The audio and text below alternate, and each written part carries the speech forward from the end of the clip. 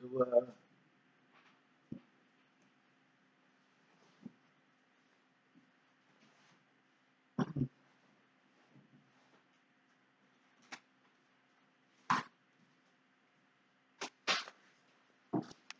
a lot of people are pissed off at me for telling the truth.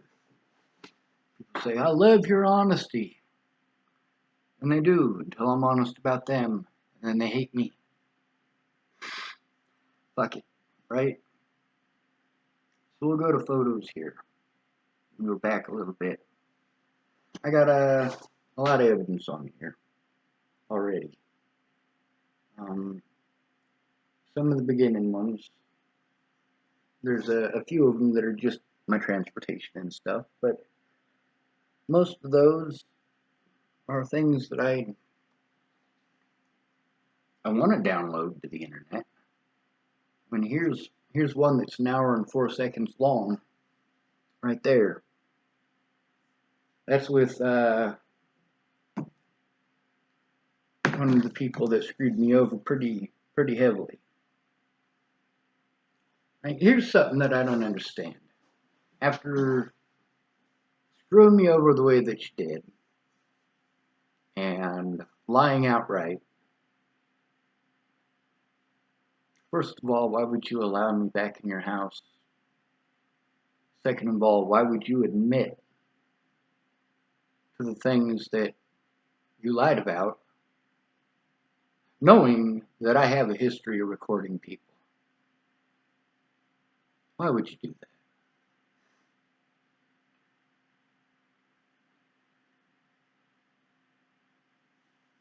I tell people not to trust me for a reason. If you tell me you molested a 14-year-old, I'm gonna fucking say something.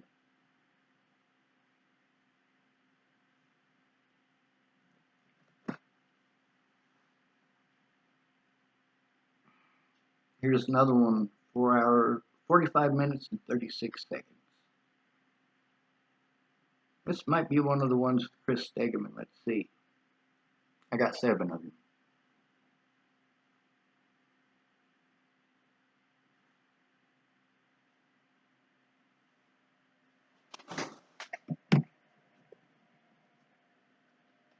Let's go forward a little bit in the video, I guess.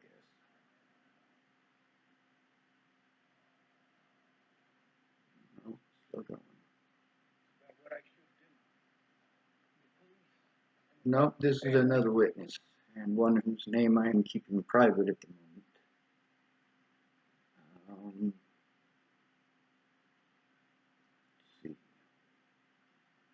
This is 31 minutes and 11 seconds. Nope, that ain't it. This one might actually be it.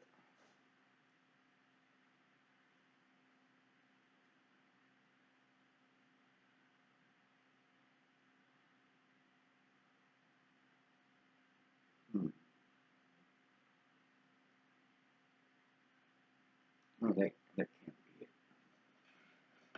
It's not.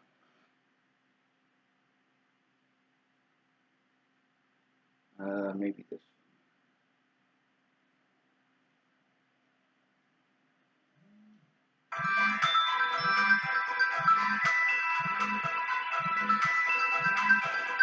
It's now let's see, it says 10 photos and 30 videos. Upload paused for 23 items because it's not connected to the internet.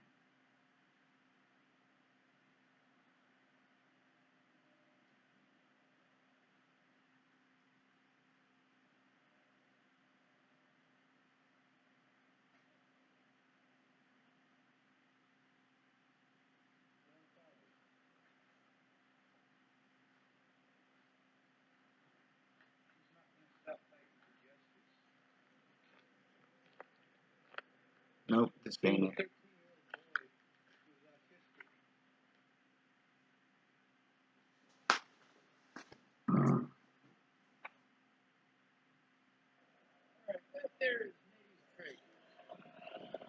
Now, these are some people that I did have a lot of respect for. But the fact is, if you know somebody is being abused and you don't come are just as responsible for that abuse and any abuse that comes after. Now, here's the thing about Nettie's Treasures. Nettie's Treasures is just a business. It's not the business I have the issue with. It's the people who own the business and the things that they've done. I didn't make them cowards. They were born that way, I suppose. See, I got a vehicle for these people. I'm about to tell a story of how I got that vehicle that I drove to Virginia and back. The one that was taken by Longmont police under false pretenses. That vehicle, I bought it from David and Laura Nelson. The problem that I had in Virginia with it, as well as Ken and Leah's, was a pre-existing issue that David knew about, and so did Laura.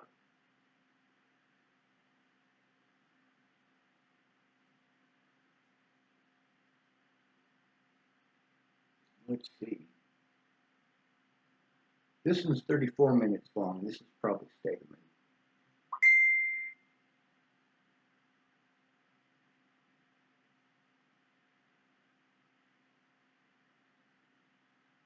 How the hell isn't that working?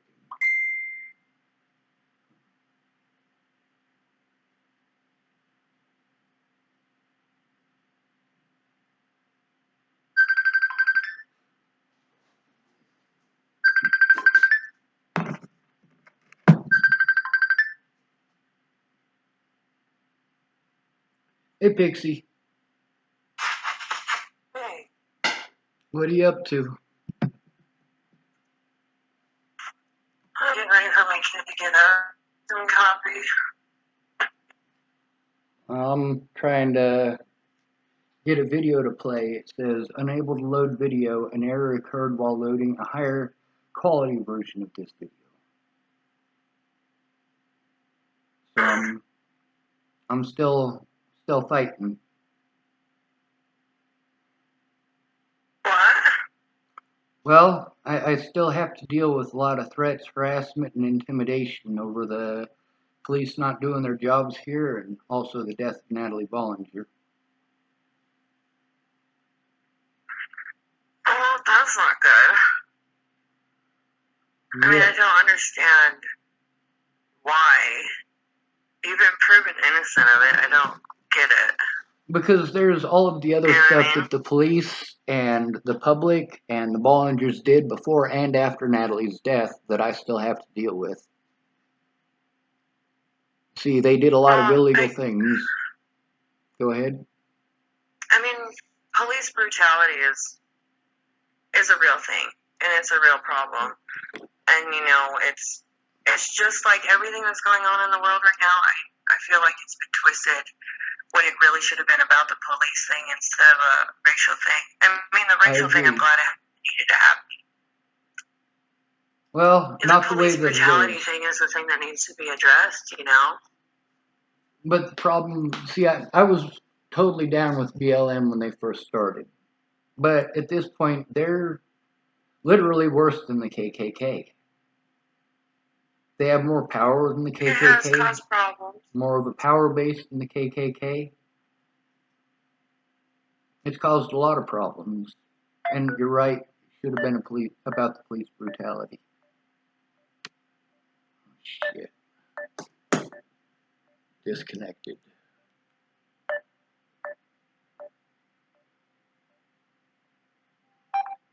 You there? Hello? Yeah, I'm having connection issues. I mean, the phone works fine if I call somebody usually, but I don't have all that great of internet. I'm in Chapel. Are you still in Chapel? No. That's probably pretty smart. I wouldn't Could be not here. be in Chapel? Yeah, I wouldn't be here if I had a better place to go or a safer place to go.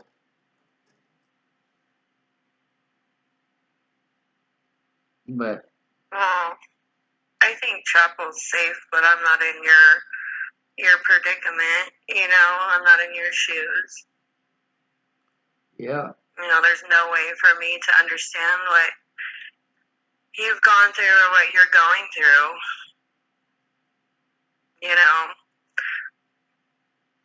I do. I mean, if anybody, I watched that video that you sent about that like, I don't know if it was a news thing or whatnot, or a radio, but he went over the whole thing, and like, it was really moving, really. And anybody that sees that, all they have to do is Google, your mental disorder, and they can understand you and how you've been the whole time I've known you. You know what I mean? Well, It's like chapel's so small that they just think, oh, you're different, you need to leave. Yeah. That's pretty much where it stops there. Well, another thing is, like, a lot of the people that I had to go to for help, a lot of them are friends of yours, and it was difficult for me because, me not doing meth, like, it's difficult for me to handle meth heads to begin with. And a lot of them I have helped out. I don't have any friends anymore. Like, since I sobered up, I literally don't talk to nobody. Like, that's why I really didn't want to talk to you. Because I don't talk to nobody. I don't want to. I talk to family, and that's it. And I like it that way. I mean, no offense to you, Sean. You're a great guy. And I'll tell anybody and everybody that you're a good guy. You've been misunderstood your whole life, and it's fucking sad. It is so sad. But there's nothing I can do for you personally, Yep. But sobriety meant that much to me, dude. I am totally down with that. That's something that a lot of people don't get. When you get sober, a lot of times you do have to leave your old life. And just because I wasn't one of the druggies doesn't mean that I wasn't hanging out with those same druggies. I mean, when you and I met, I was hanging out with Matt Worley and fucking Case Morris and fucking all those guys. And, I don't they even just couldn't remember stay off any of of it. those people. You barely I don't know if remember it's any the of them? drugs or what it is, but or if I've just blocked out, but it's like I don't remember. I still talk to Chelsea every once in a while. Like, she had a little boy. Yeah. But even then, like, I don't do Facebook. I don't do, what is it, Twitter or whatever, or any of that crap. It's just not worth it. It's not worth it. Nobody's worth my family at this point. I lost one kid, and that's really unfortunate. And ultimately, I lost him not because of meth. I lost him because I wouldn't quit smoking weed. And I fought social services because I felt like weed didn't make me an unfit parent. And truly it does. So, I don't even want to go there. I don't even want to go there. We all make mistakes in life, and we all have to deal with it. So, Oh, sorry about that. That's my alarm going off. but yeah, I mean, I'm sorry, Sean, but I wish, I knew people and I could connect you to somebody that could help you, because, man, what you're going through is, I feel like, not right. And I feel bad for you, but I just don't know what to say. I don't know what to do, but at the same time, it's like, I don't really want to, because, I'm focusing on me and my life. Yep. And that's important. It really is. I mean, you got clean, and that's a fucking positive thing. You're being a mom, and that's a positive thing. You're focusing on family, that's a positive thing. I wish I had a family. So, I know your family's been not the greatest. I've known quite a few of them, I think, right? Yep. Yeah, that's unfortunate. fortunate. I was blessed, that's for sure. Yes, ma'am. And I'm glad that I didn't fuck it up beyond repair at this point in my life. Because Grandma and Grandpa aren't doing too good. And, you know, Dad almost died last year. And, yeah, I want my kid to know my grandparents, you know. I want them, before they pass away, to know that I got life right, that I'm doing good. You know? So I do go up and I visit and I call a lot. But that's all I can do. And then this pandemic hit, so it's like we've been stuck home a lot. A lot. Yeah, I don't actually have a home to go to. I became homeless last night.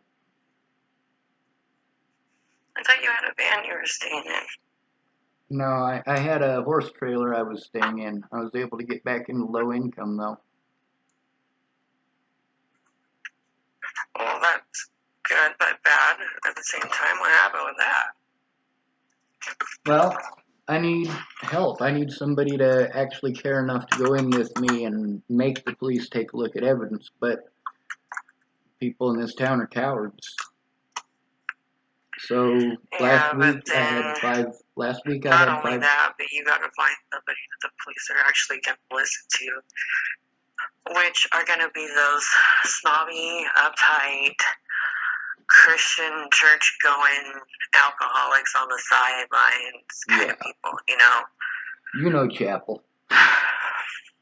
But that's the thing is that I do know chapel. I'm sorry, I'm still not a fan of police. It's just, I'm sorry, I'm not.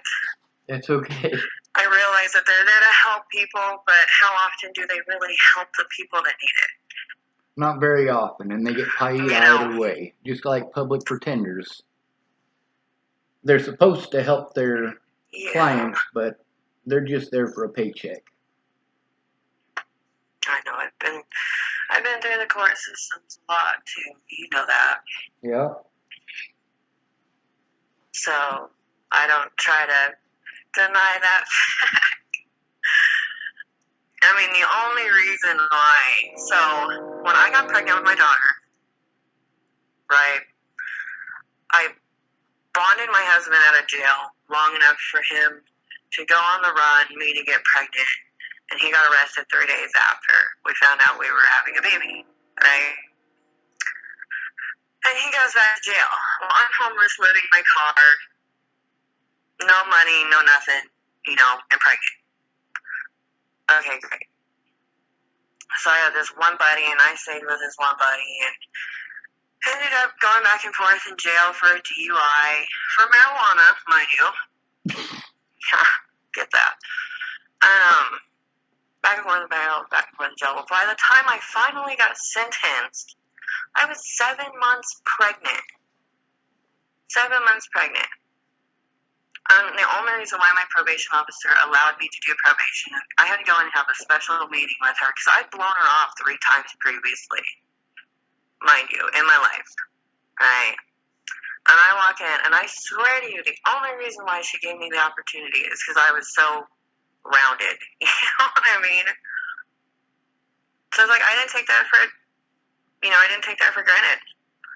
You know, I had 2 years completion of probation, and I did it without a hitch, and I'm proud of that fucking fact. You know, I ended up getting an apartment, working for the apartment manager, you know, for rent, when a month before I had her.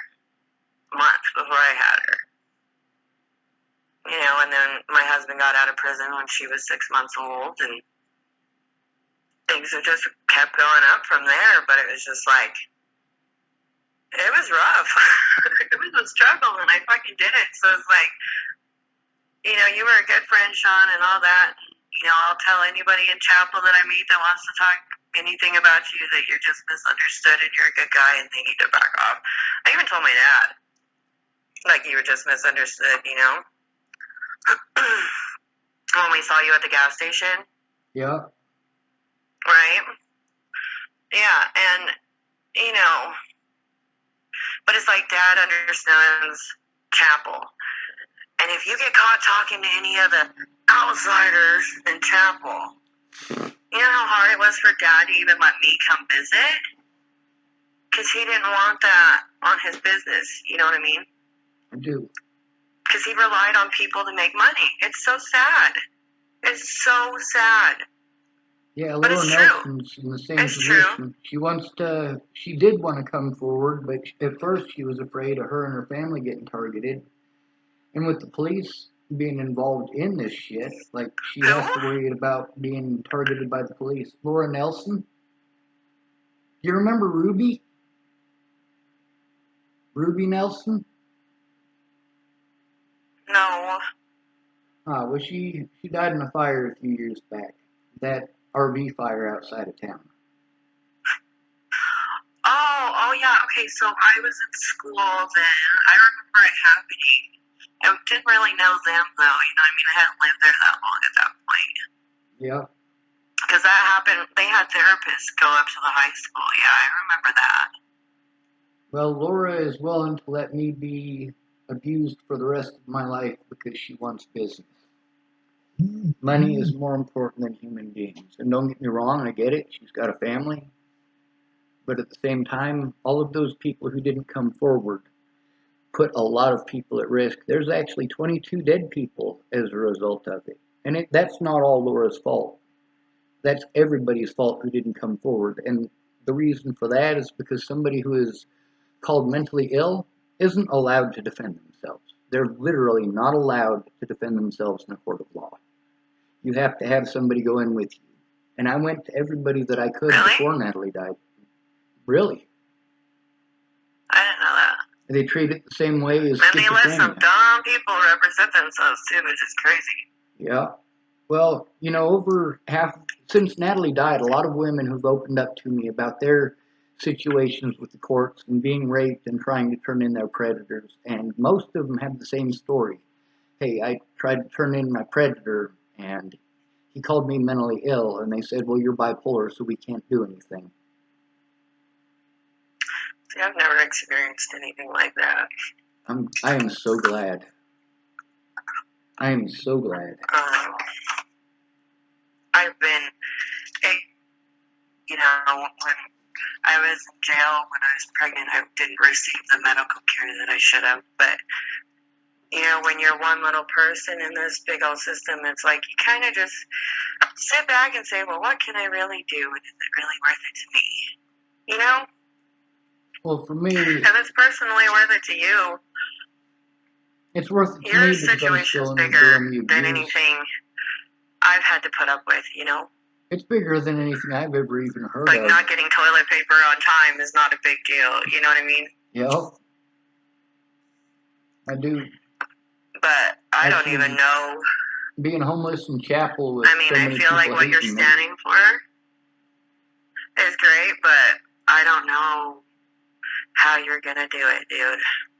I gotta find somebody who's willing to stand up and speak. I've got all of the evidence I need. I have the evidence. I just need somebody who is not considered mentally ill to speak up and to look at the evidence. If that happens, Yeah, but do you know how many people a therapist can simply list as bipolar or a borderline personality disorder just because they're human? yeah, or because they have PTSD from abuse. Yeah, PTSD that's a fucked up situation. Yeah, you get PTSD from being raped, but now you're considered mentally ill because you got PTSD. So when you try to turn your rapist, they say she's mentally ill. Yay! Yeah, I get it. I get it. It's fucked up. Yeah. My first husband went to prison for beating the shit out of me. And he recently got out, was in a halfway house, and hit me up. And it just triggered all that bad shit. You know what I mean? I do, and that happens to me daily. I totally get that. I'm sorry, I didn't mean to get emotional. No, you cut out there, so all I heard was I. Yeah, I wasn't talking. I was stuttering, and I had to stop myself. No, you're fine. I try You really are hard fine. not to stutter because people are really mean when I do. You don't have to apologize for emotion, Sean. You shouldn't have to say I'm sorry for stuttering. I stutter. Who doesn't when they get emotional? Fuck 'em. God damn, seriously? Don't say sorry to me, you. I'm glad he got locked up, and I'm sorry he hit you up. And I suppose I shouldn't apologize for that. That's not my fault either. No, but that's when I really understood what PTSD was. You know what I mean? Yeah. Because I didn't think that I had it. I thought I was just fine. Yeah, 2 years of therapy later, I'm feeling a little better. And then my therapist quit, so I was like, yeah, fuck you guys. I'm not going to go through the time to find another person I connect with. I'm good. Yeah. I'll talk to my family if I have a problem. I don't have a family to talk to if I have a problem. And right now, you're basically the only person I can talk to. And I'm sorry. It's not your fault. You didn't do the bad shit that people did. I watch all these videos. So if I ever get on Facebook, I don't even scroll through what anybody says. I just go to the videos and watch videos of cooking and Chinese cooking I'm really interested in, and stupid shit like that. You see these ones pop up randomly of these people that are helping people like you, and it's just like, dude, I wish I could get a hold of them, but then it's like, are they really gonna answer? You know what I mean? Yep. They're social media famous or whatever. You know what I mean? Well, with a lot of the stuff that I'm dealing with, anybody else is famous. With a lot of the stuff that I'm dealing with, I explain to people how I'm going to get treated if I go in by myself. And they say they'll go in with me, but then they don't. And there's a deadline, and I have to get it done. So then I go in by myself, and what I said would happen ends up happening. And then later on, I'm like, will you please come forward, all right? I went to the cops. I had to go in by myself because you didn't keep your word. I had to go in by myself, and the things I said would happen actually happened. Now, then they tell me, well, Sean, if they're not going to take a report from you, they're not going to take a report from me. No, you literally are not trying. You are literally putting zero effort towards it, you know? Right, but Sean, how many people that don't have a mental disorder or that aren't, that can't be labeled with a mental disorder or, a severe trauma like that are really going to care enough? There's not a lot of people out there, is what I'm saying, that care, that haven't been through it. You know what I'm saying? I do. A lot of people that don't have mental illnesses, don't have mental disorders, don't care. I've been labeled with mental disorder, and it's just like, it fucking sucks. Because they just want to shove all these pharmaceuticals at you and all these pills that make you fucking walk around like a zombie and make you feel like shit and make you lose your identity and lose who you are, when really, if they just put you in therapy and find people to help you get to the root of your problems, a lot of the people don't even have the fucking mental disorder. Exactly. Over 40% of the people in the United States who have been diagnosed with schizophrenia are not schizophrenic. 40%. That's a pretty high number. Yeah. And you being homeless, when I talk about homeless issues, you know that it's not like, oh, I just chose to get ripped off. I just chose to get beaten the shit out of and not be able to pay the rent without the other person's paycheck too. Mm-hmm. I mean, you understand that shit. I chose to get fucked over. Yeah. Yep. And that's the same thing. I chose to have that person pack in the middle of the night and leave me with the landlord knocking on the door. Right?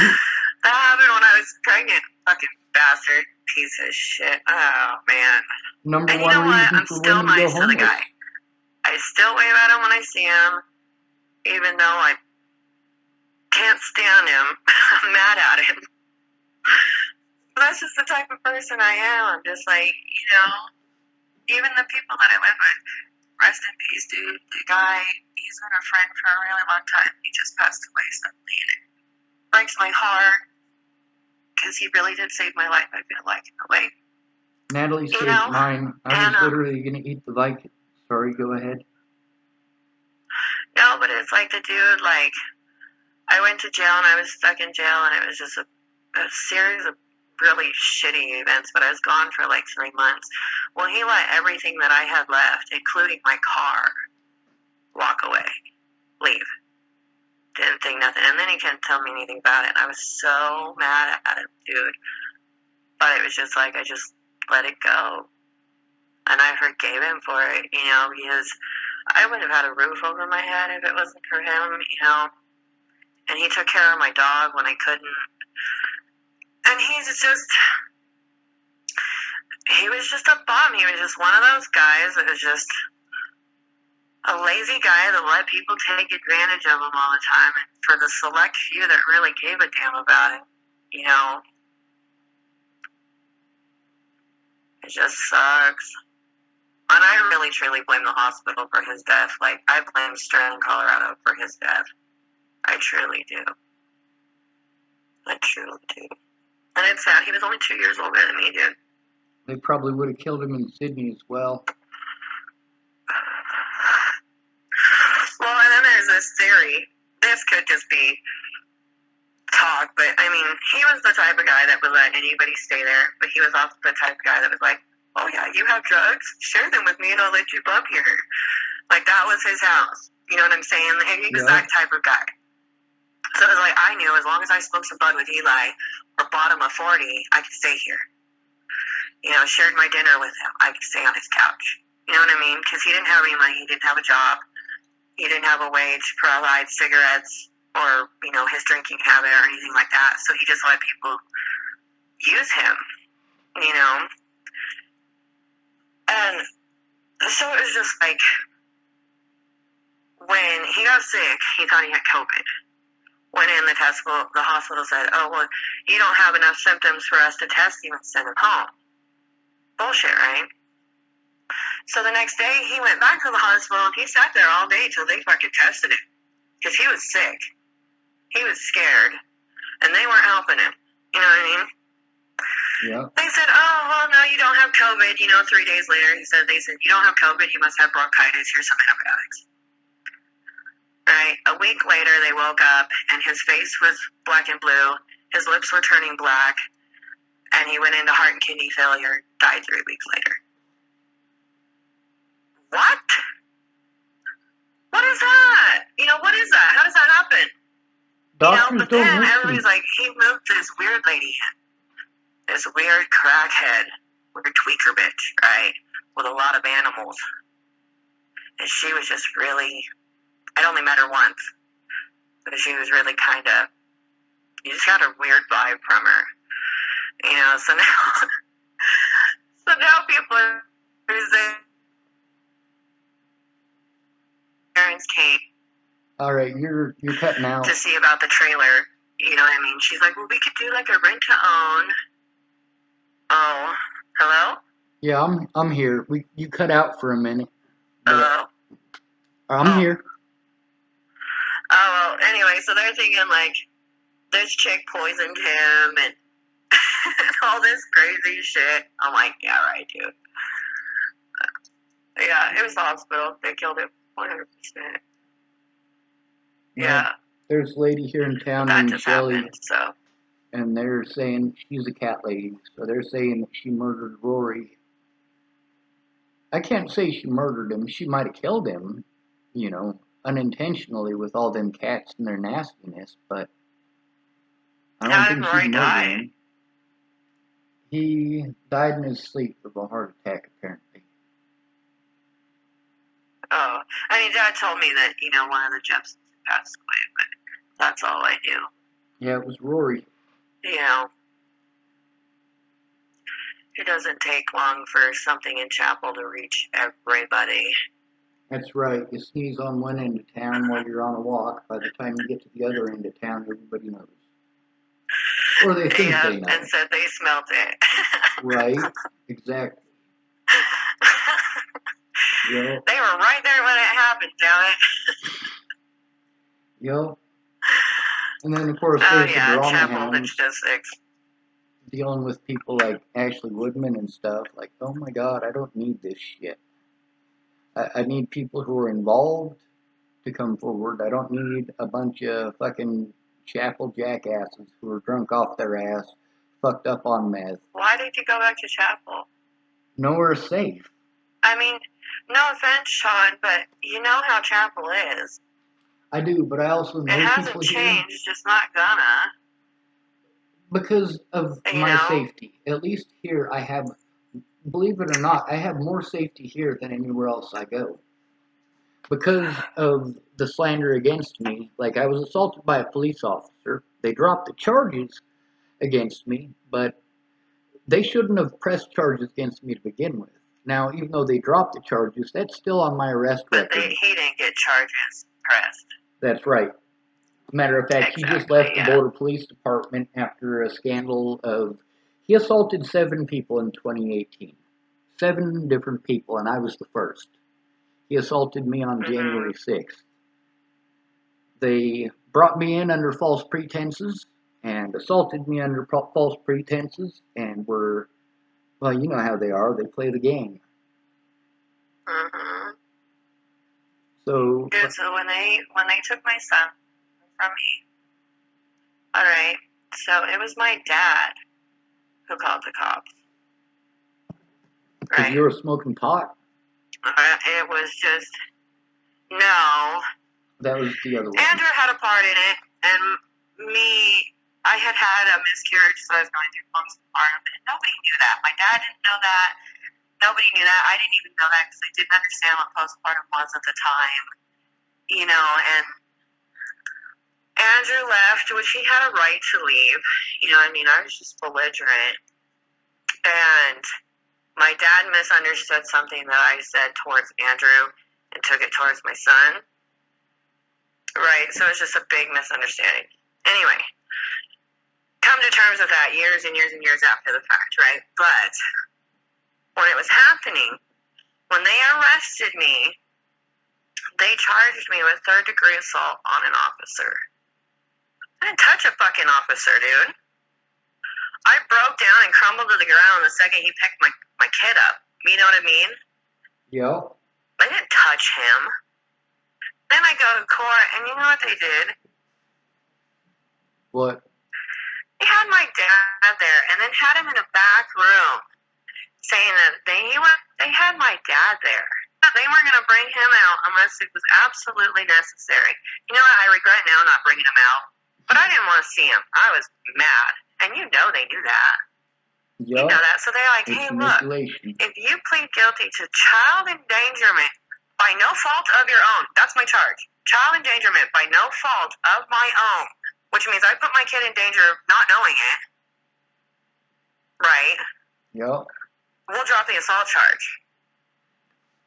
See, that's fucked up because Amy, similar situation with Andrew. Amy literally put her kids in danger knowing that she was doing that. She knew that Andrew was fucked up on meth when they got together. You know?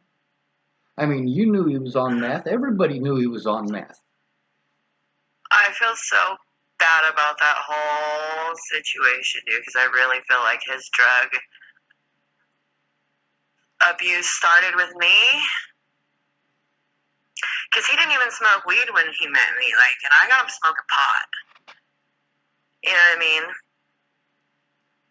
Because I didn't start using dope again until after Andrew had left, after my son had left, after I got out of jail, after all that. You know what I mean? And I started drinking again, and I just made a lot of bad decisions at that point instead of good ones like I should have. You know what I mean? Yes, ma'am. But that all comes down to the mental disorder, and I acted that way because of my mental disorder. No, I acted that way because nobody was there to help me. Exactly. And everybody was against me at that point. Everybody. In Chapel, Nebraska, that happens pretty quick too, don't it? Oh yeah, and there was no choice. I had to leave. There was no way I could live there after getting my kid taken. There's no way. There's no way I would have ever gotten a job. You know what I mean? There or the surrounding areas. You know what I mean?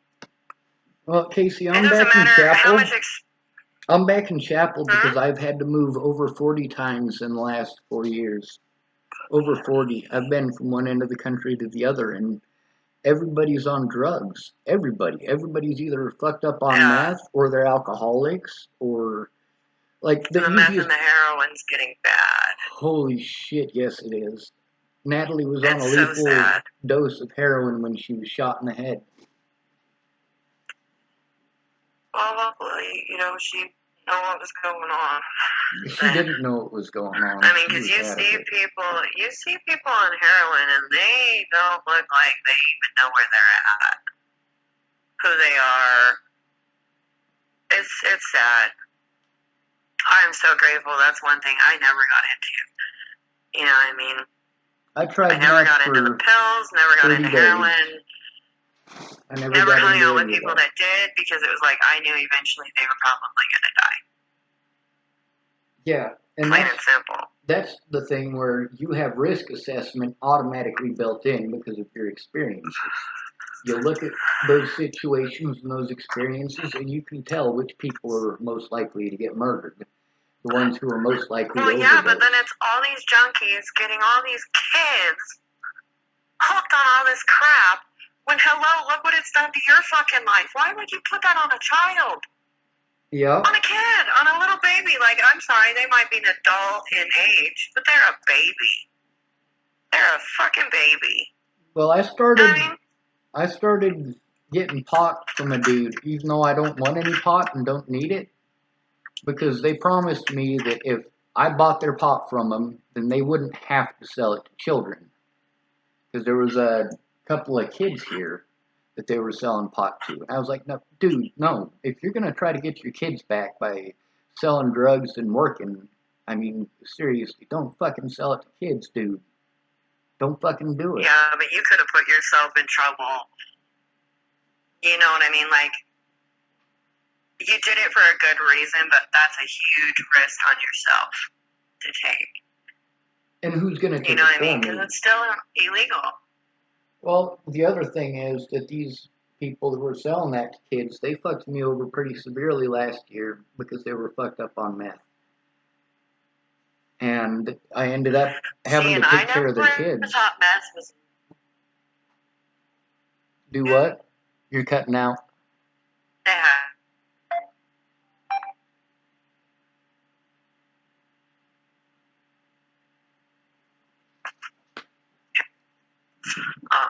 Sorry, you're cutting out. Yeah, my phone's saying it's got almost no connection. But yeah, that's a lot of stuff that, like, almost everything that you've explained is all stuff that is actually valid in all of my court dates. You know, at least the understanding of it. And then there's people that and you're aware of the situations that. But the other thing is, you're There's a not lot of involved in the people. actual situation itself. You just know the people and their addictions. Go ahead, I'm sorry. Well, I don't really know the people anymore. I mean, I didn't even know meth was in Chapel. As stupid as that sounds, I know it's everywhere. But I didn't know any of the people and what they were doing. You know what I mean? Because back then I was just drinking and smoking pot.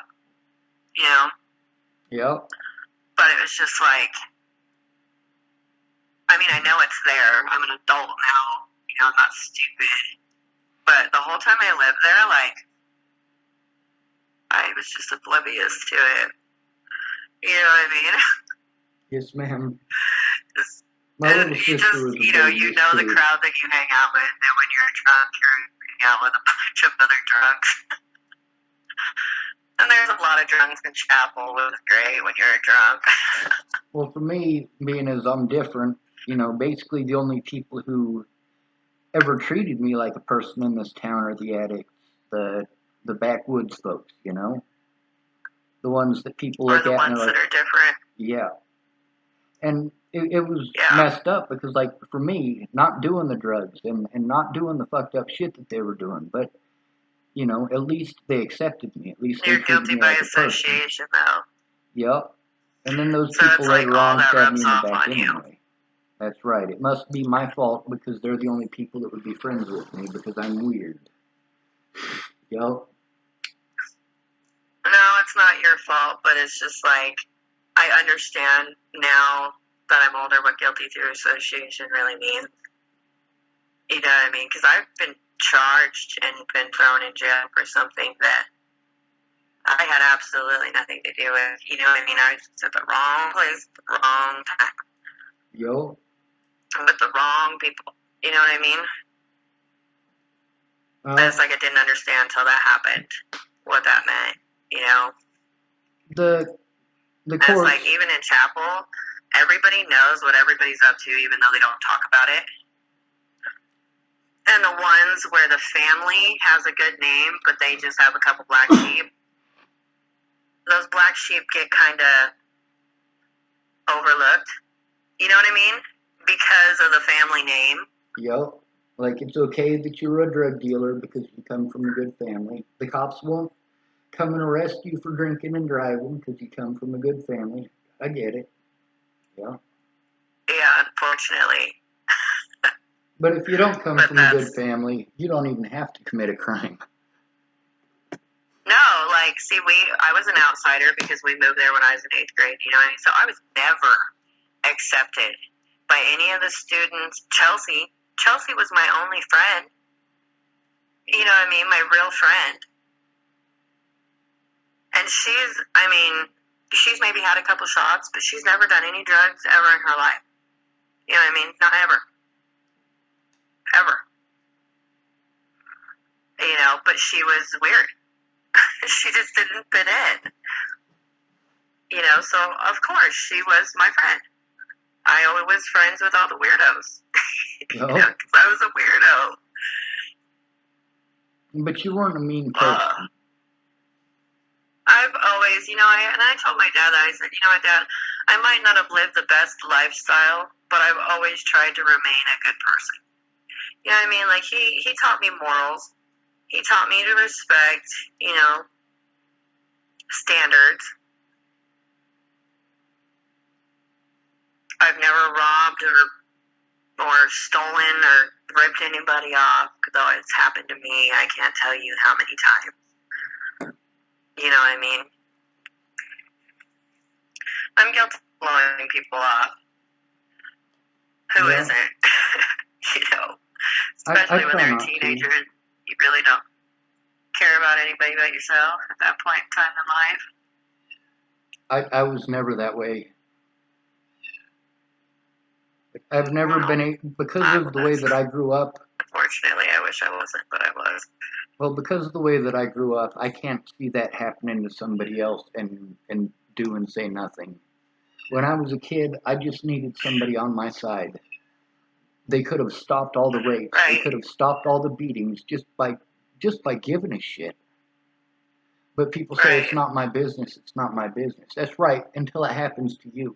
We literally have thousands of parents that turned a blind eye and now they're complaining about it happening to them. A lot of the people who turned a blind eye when this all started, they're now going through a lot of the stuff that not even close to the same level, but they're freaking out worse than I did,